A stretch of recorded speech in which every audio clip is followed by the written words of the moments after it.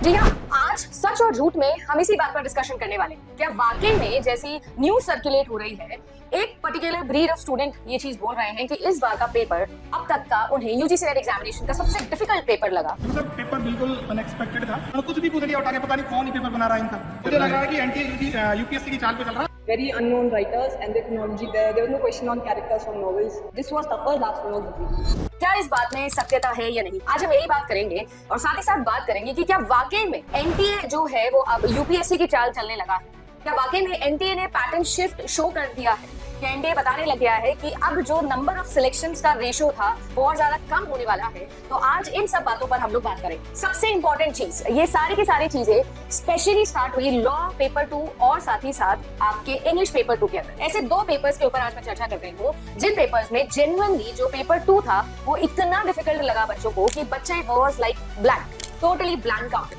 उन्हें नहीं पता था कि वो किस तरीके से एक्सप्रेस करे, क्या उनको फील हो रहा है, कैसा उन्हें पैटर्न लगा। पेपर 2 में लिंग्विस्टिक क्वेश्चन ज्यादा थे तो मैं मेरी इतनी प्रिपरेशन नहीं थी लिंग्विस्टिक। इनडायरेक्टली मुझे डायरेक्टली भी थे।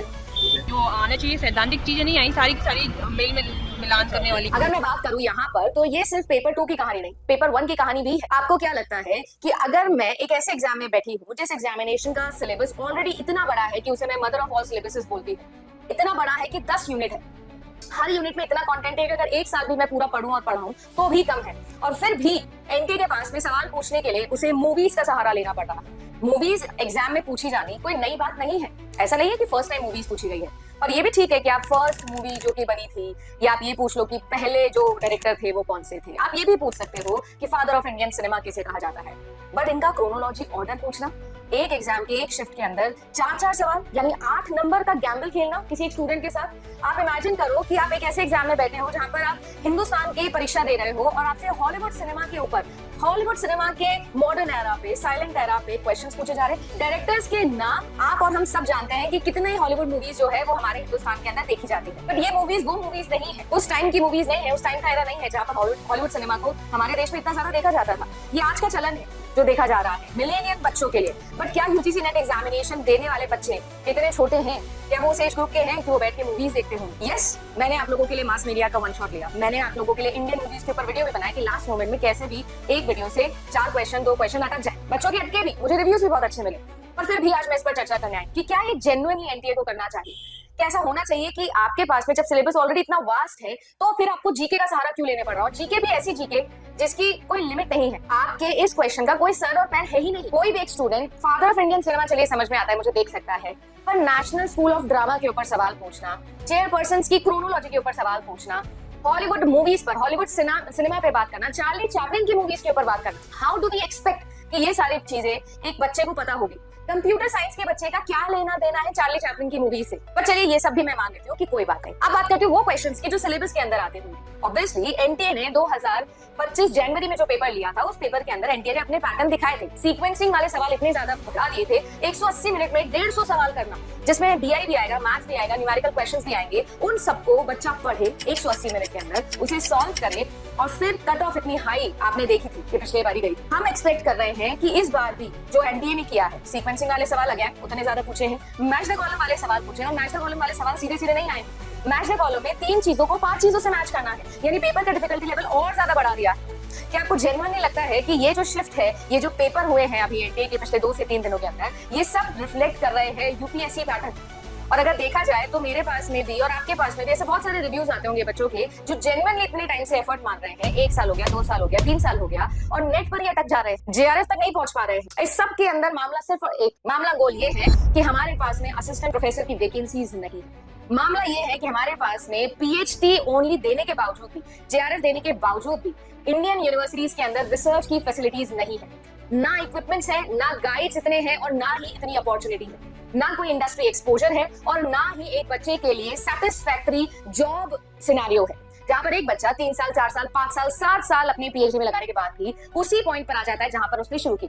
कोई जॉब ही नहीं, कुछ भी नहीं है एक बच्चे के हाथ। और इन सब के लिए ऑलरेडी मैंने एक वीडियो बनाया था जो पीएचडी इन इंडिया को एक्सपोज करने के लिए मैंने बोला था, और साथ ही साथ मैं और भी लेके आऊंगी इस टॉपिक पर। काफी रिसर्च मैंने करी है। हमारे देश में सबसे बड़ी प्रॉब्लम यह है कि रिसर्च वाले डिपार्टमेंट में हमारे देश के टोटल बजट का 0.4 से 0.6% खर्चा करते हैं, 1% से भी कम। अगर ये सारी चीजें होंगी तो कहाँ से आएंगी फैसिलिटीज? असिस्टेंट प्रोफेसर की अगर मैं बात करूँ तो आप जानते हो कि साल में पर सब्जेक्ट कितनी वैकेंसीज निकलती है। मैं कंप्यूटर साइंस सब्जेक्ट से बिलोंग करती हूँ, राजस्थान जयपुर में मैं रहती हूँ और लगभग 13 से 11 साल हो गए हैं असिस्टेंट प्रोफेसर की वैकेंसी निकले मेरे सब्जेक्ट में।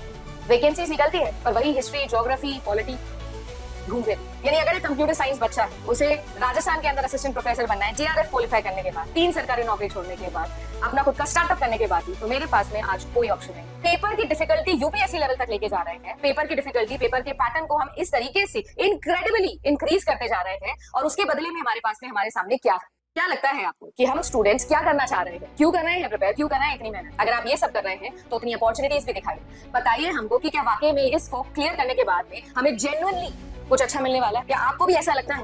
कमेंट सेक्शन में जरूर बताइएगा, क्योंकि मेरे हिसाब से जिस तरीके का पैटर्न एनटीए लेके चल रहा है, इस तरीके की बातों पर हमें बात करनी चाहिए, ये चर्चा होनी चाहिए और ये वीडियो एनटीए तक भी पहुंचना चाहिए। मैं उम्मीद करती हूँ कि वहां तक ये बात जाएगी।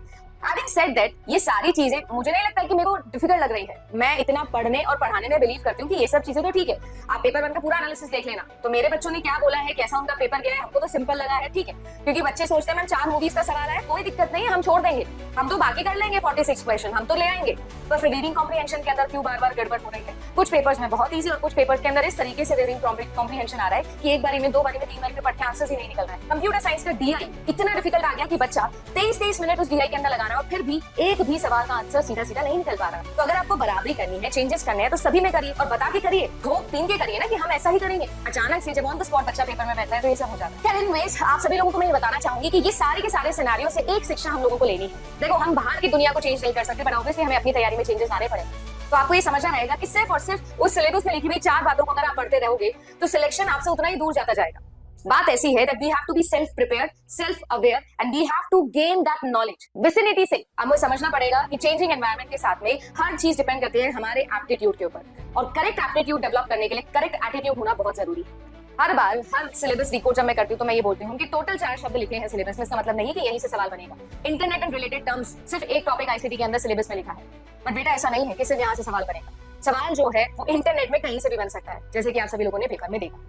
बताइएगा जरूर कि आप क्या सोचते हैं इस टॉपिक के बारे में। ऑल दो पेपर अच्छा होने के बावजूद, अच्छा रिव्यू मिलने के बाद भी मैं इस चीज से बिल्कुल भी सैटिस्फाइड नहीं हूँ कि इस तरीके के सवाल पूछे जा रहे हैं। क्या एनी विच वेज, मिलते हैं आप सभी लोगों से अगले वीडियो में। आप अपना विचार जरूर कमेंट सेक्शन में मुझे बताइएगा कि आपको क्या लगता है। धन्यवाद।